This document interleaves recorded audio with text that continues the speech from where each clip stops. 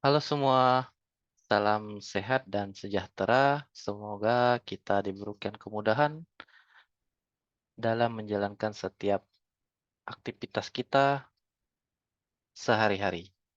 Baiklah, pada video kali ini kita akan berbicara tentang eh, masalah pembuktian pada eh, garis-garis yang sejajar, ya. Nah, di sini kita bisa melihat ada gambar, ya. Nah, ini ya AB eh, dengan AC itu sama gitu ya, sama panjang. Nah, kemudian diketahui juga AE sejajar dengan BC. Ini ya, AE sejajar dengan BC. Nah, sekarang permintaannya adalah buktikan AE membagi DAC. Jadi AE ya, AE yang ini membagi DAC, sudut DAC sama besar.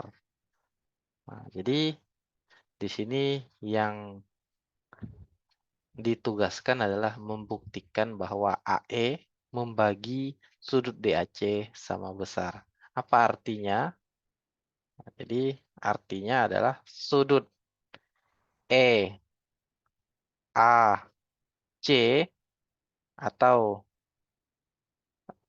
sudut 2 EAC sama dengan sudut DAE atau sudut 1.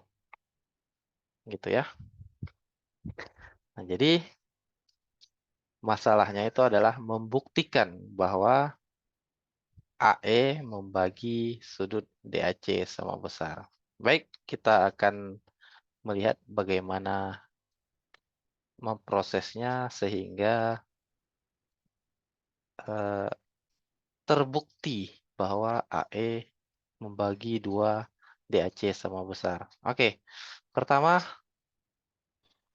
kita di sini dihadapkan dengan pertanyaan, apa yang akan kita lakukan? Itu ya. Sebetulnya di sini kita sudah memiliki petunjuk, ya kan?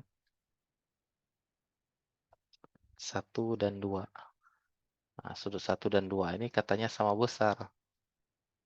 Ya, kalau dia sama besar, seperti yang tadi dituliskan itu, sudut 1 sama dengan sudut 2, gitu ya.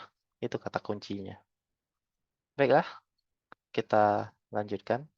Nah, di sini seperti yang udah kita uh, perhatikan bahwa sudut 1 sama dengan sudut 2. Besarnya ya, kongruen ya. Sudut 1 kongruen dengan sudut yang kedua. Nah, mengapa kita diminta untuk membuktikan AE membagi sudut DAC sama besar itu, mengapa ternyata larinya ke sudut 1 sama dengan sudut 2 gitu ya. Mengapa larinya ke situ? Nah, dasarnya adalah itu ini ya, garis-garis spesial. Kalian bisa perhatikan itu adanya di halaman 10 yang ada di buku pegangan ya, yang pernah dikirim. Jadi ini dibicarakan dalam special lines atau garis-garis khusus ya. Nah, yang dibicarakan itu adalah angle bisector. Angle bisector itu apa? Jadi angle bisector itu ada sudut yang dibagi dua oleh garis, gitu ya. Nah, barangkali di sini saya akan mengingatkan kapan kita pernah belajar tentang itu. Nah, kita pernah belajar tentang special line ini, garis-garis yang khusus ini ya, ada yang disebut dengan garis tinggi, ada yang disebut dengan garis bagi. Saya pernah bertanya, ketika dikatakan dengan garis bagi, yang dibagi itu sebenarnya apa? Gitu ya. Nah, itu saya pernah bertanya. Nah, selain garis tinggi dan garis bagi, ada juga yang disebut dengan garis berat, ya. Nah, jadi saya di sini mengingatkan kembali tentang garis-garis khusus itu yang pernah kita bicarakan itu adalah garis tinggi, garis bagi, garis berat, ya. Nah, itu di dalam dalam apa ya? Dalam konteks ini uh, mengapa dari AE membagi sudut DAC sama besar, larinya ke sudut 1 sama dengan sudut 2. Nah, itu bicaranya di angle bisector tentang garis-garis khusus yang ada di halaman 10 ya. Nah, jadi silahkan dilihat kembali buku pegangannya. Nah, karena dalam hal ini kita akan ditugaskan untuk menunjukkan bahwa sudut 1 kongruen dengan sudut 2. Sehingga efek dari ketika kita mampu menunjukkan sudut 1 kongruen dengan sudut 2, maka tugas kita untuk membuktikan AE membagi sudut DAC sama besar. Itu ya. Nah, baiklah. Kita akan mulai bagaimana cara kita menunjukkan sudut 1 kongruen dengan sudut 2. Ini ya. Jadi dasar dari mengapa AE membagi sudut DAC sama besar menjadi sudut 1 kongruen dengan sudut 2 itu dasarnya ada di spesial lain ya. Oke ya. Mari kita lihat gambar. Kita akan menunjukkan bahwa sudut 1 kongruen dengan sudut 2. Ya, mari kita lihat gambar. Di sini yang diketahui tadi itu adalah AE sejajar BC, garis-garis sejajar ya. Nah, ingat prinsip-prinsip garis sejajar. Nah, selain itu ada garis DB. Nah, garis DB ini juga melalui titik A.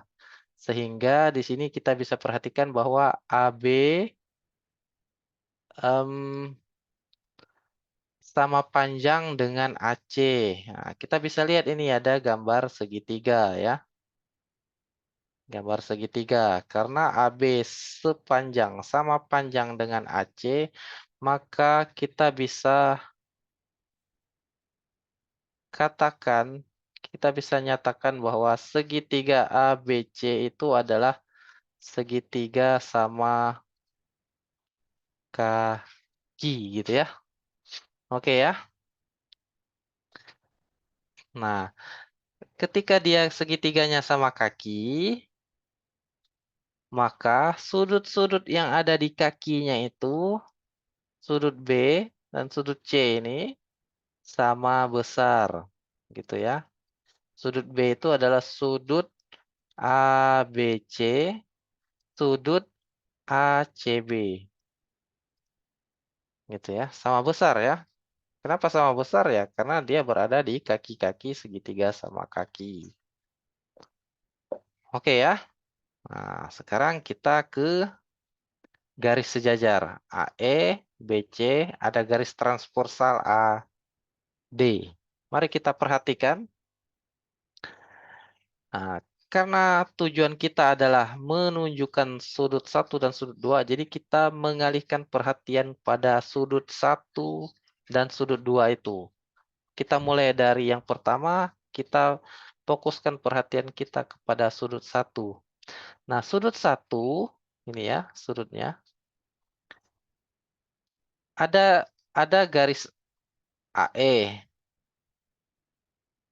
AD gitu ya. Sudutnya sudut 1. Nah, ini sejajar kan BC. Kemudian ada garis DB gitu ya, garis transversalnya. Nah, jadi sudut 1 dengan sudut B atau sudut ABC, nah itu namanya sudut sehadap gitu ya. Nah, kita tulis di sini sudut ABC dan sudut DAE itu adalah sudut sehadap gitu ya. Nah, masih ingat prinsip-prinsip dari garis sejajar ketika ada dua garis sejajar, maka berdasarkan prinsip-prinsip garis sejajar itu, sudut sehadap itu bagaimana kondisinya, gitu ya. Apa yang dikatakan prinsip tentang sudut sehadap pada garis-garis sejajar? Silakan dibuka kembali catatannya, barangkali ada. Nah, tapi di sini kita akan melanjutkan ke sudut yang kedua, gitu ya. Nah, mari kita perhatikan sudut yang kedua. Dibentuk oleh garis AE, garis BC, dan garis transversalnya itu ini saya perpanjang ya garisnya transversal. Nah, itu dia. Ketika AE sejajar dengan BC dan ada garis transversal AC, di sini kita lihat bahwa sudut 2 dan sudut BCA atau ACB, sudut ACB dan sudut apa ini 2 ya, EAC itu adalah dinamakan dengan sudut dalam berseberangan gitu ya. Oke ya. Nah, mengapa kita memperhatikan sudut ACB? Mengapa kita memperhatikan sudut ACB? Karena kita sudah tahu ada hal-hal yang diketahui lain tentang sudut ACB. Apa itu? Sudut ACB itu kongruen dengan sudut ABC. Kongruen dengan ini gitu ya. Karena efek dari segitiga sama kaki. Itu ya. Jadi sudut ACB, nah C A CB ya, yang ini ya, ACB dan sudut A salah dan sudut EAC, EAC itu sudut 2 ya, DAE itu sudut 1, itu sudut dalam berseberangan. Nah, mari kita perhatikan kembali prinsip-prinsip garis sejajar apa yang bisa kita ketahui dari prinsip-prinsip garis sejajar tersebut yang memuat prinsip tentang sudut dalam berseberangan. Oke, sementara kita simpan dulu beberapa pengetahuan ini ya. Nah, paling tidak kita sudah punya gambaran sebelum kita membangun bukti, sebelum kita menunjukkan sudut 1 kongruen dengan sudut 2. Nah, paling tidak kita sudah menguraikan beberapa hal penting gitu ya dari gambar yang disajikan dari hal-hal yang diketahui eh, tentang masalah pembuktian dari sudut 1 sama dengan sudut 2 ini. Ini ya. Nah, ini kita sudah ketahui tadi ada sudut sehadap, ada sudut dalam berseberangan, ada sudut pada segitiga sama kaki, sudut-sudut yang ada di kaki segitiga itu sama besarnya gitu ya. Nah, dari pengetahuan-pengetahuan ini mari kita membangun gitu ya, membangun eh, bagaimana caranya kita menunjukkan bahwa eh, sudut satu kongruen dengan sudut dua. Nah, setelah apa yang kita ketahui ini, ini ya, beberapa hal yang kita ketahui, mari kita perhatikan kembali prinsip-prinsip garis sejajar dengan prinsip-prinsip yang lainnya yang akan membantu kita dalam menunjukkan sudut satu kongruen dengan sudut dua. Mari kita bangun eh, petunjuk-petunjuk itu untuk membuktikan hal tersebut. Baiklah, yang pertama adalah ini ya, AE sejajar BC gitu ya. AE sejajar BC. Nah, kita susun ya. Karena AE sejajar BC, ini sejajar ya. Nah, apa efeknya? Maka sudut ABC kongruen dengan sudut 1. ABC dan DAE sudut sehadap. Nah, berdasarkan prinsip garis sejajar nomor 7,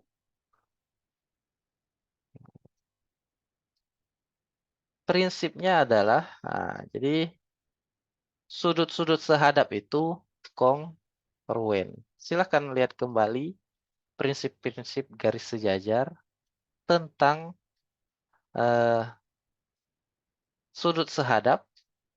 Prinsip yang nomor 7, di situ adalah sudut-sudut yang sehadap itu kongruen ya, atau sama besar. Itu ada di prinsip nomor 7. Oke ya.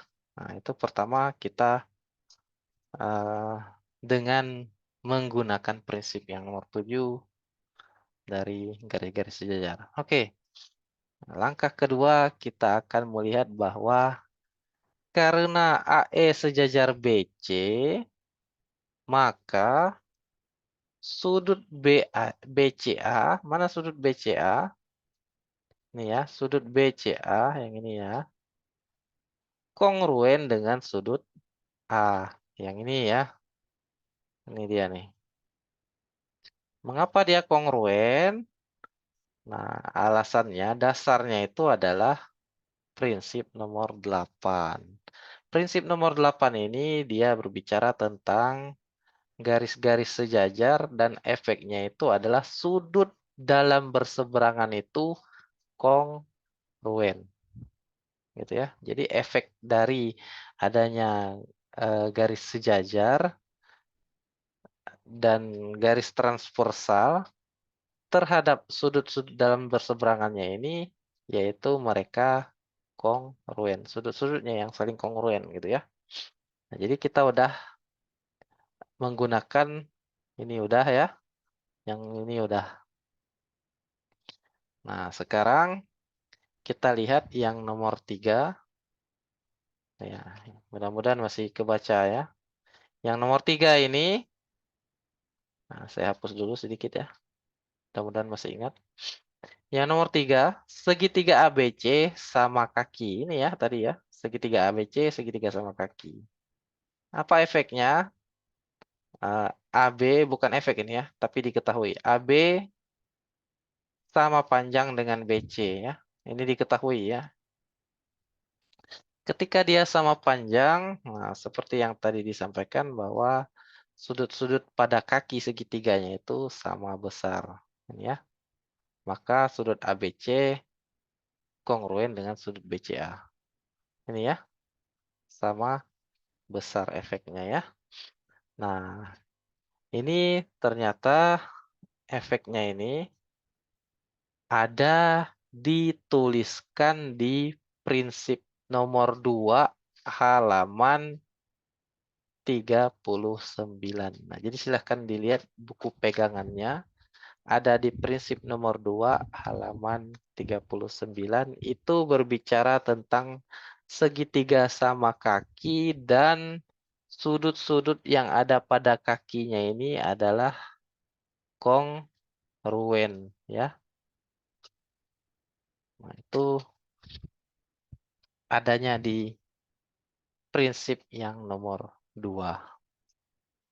Oke, nah sekarang kita mulai untuk menuju ke arah ini ya, apa yang menjadi tujuan, yaitu sudut 1 kongruen dengan sudut 2.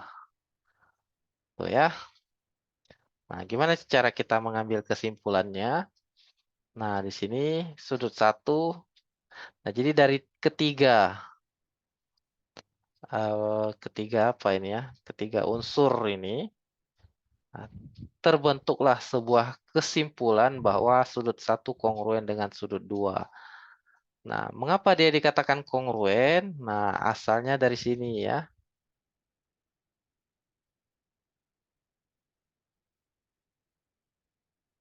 Ini ya. Nah, jadi katanya sudut ABC kongruen dengan BCA. ABC kongruen dengan BCA. Nah, sementara ABC kongruen dengan 1, BCA kongruen dengan 2. Maka bisa kita tarik kesimpulan kalau sudut 1 kongruen dengan sudut 2. Gitu ya. Itu kesimpulan yang bisa ditarik dari ketiga unsur yang tadi dicatatkan ini gitu ya. Nah, mengapa bisa kita tarik kesimpulan demikian? Mengapa kita bisa menarik kesimpulan bahwa sudut 1 kongruen dengan sudut 2 berdasarkan ketiga unsur ini? Nah, itu adanya di algebraic postulat yang pertama halaman 20. Nah, apa yang dibahas di situ? Nah, ini saya kasih apa ya, ilustrasi sedikit. A sama dengan B. A sama dengan C. Nah, maka dari kedua hal ini kita bisa lihat bahwa B sama dengan C, gitu ya. Jadi inilah kesimpulan dari dua hal ini ya. Nah, kurang lebih kondisinya sama dengan sudut 1 kongruen dengan sudut 2, dan ini dibangun dari 3 unsur sebelumnya. Itulah yang bisa saya sampaikan pada video kali ini. Mudah-mudahan bisa bermanfaat.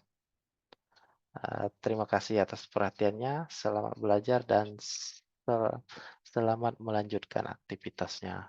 Terima kasih.